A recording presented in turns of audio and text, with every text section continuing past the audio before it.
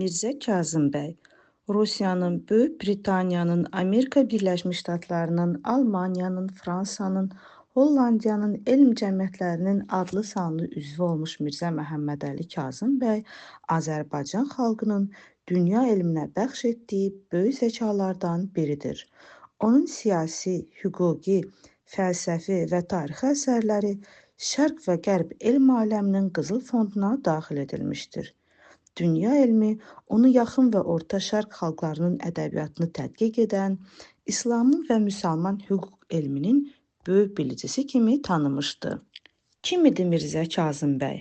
Atası Hacı Məhəmməd Qasım Kazım bəy Qubalı Fətəli xanın hakimiyyətində maliyyə naziri olmuş, 1807-1820-ci illər arasında isə Dərbəndin Şeyxülislamı kimi fəaliyyət göstərmişdir. Atasının işi ilə əlaqədar Məhəmmədəli Kazım 9 yaşındaykən anası ilə Dərbəndə gəlir. Bu mühit onun dünya görüşünün açılmasına, elm, təhsil, bilik əxz etməsinə böyük təsir edir. Ana dili ilə yanaşı ərəb, fars, türk, rus dillərini də mükəmməl öyrənir. 17 yaşındaykən ərəb dilinin qrammatikası təcrübəsi adlı ilk əsərini yazır. Azərbaycan dilinin qrammatikasını elmi şəkildə ilk dəfə Mirzə Kazım bəy əsaslandırmışdı. 1824-cü ildə Kazım bəyi İngiltərəyə dəvət etdilər. Lakin Çar hökuməti bunun qarşısını aldı. Düşündü ki, ingilislər onu öz məqsədləri üçün Rusiyaya qarşı istifadə edə bilərlər.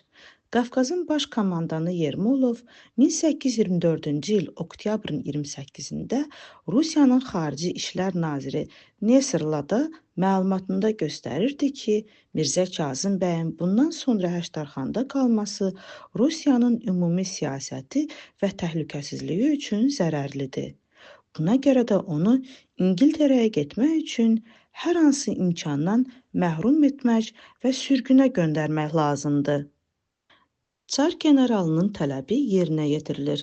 Mirzə Kazım bəy kadet korpusuna tatar dili müəllimi adı altında Sibirin Omsk vilayətinə sürgün edilir. Lakin 1826-cı ilin əvvəlində Omska gedərkən yolda xəstələnir və Kazanda dayanır. Kazan Universitetinin rektoru Fuchs Mirzə Kazım bəyin şəhərdə olduğunu eşidir və əziz qonaq kimi evinə dəvət edir. Az vaxtda Kazanın elm adamları Azərbaycanlı ziyalının elminə, dünya görüşünə, istedadına heyran olurlar. Odur ki, 1826-cı ilin oktyabr ayında Kazan alimlərinin xahişi ilə Mirzə Kazım bəy universitetin ərəb-fars dilləri üzrə baş müəllimi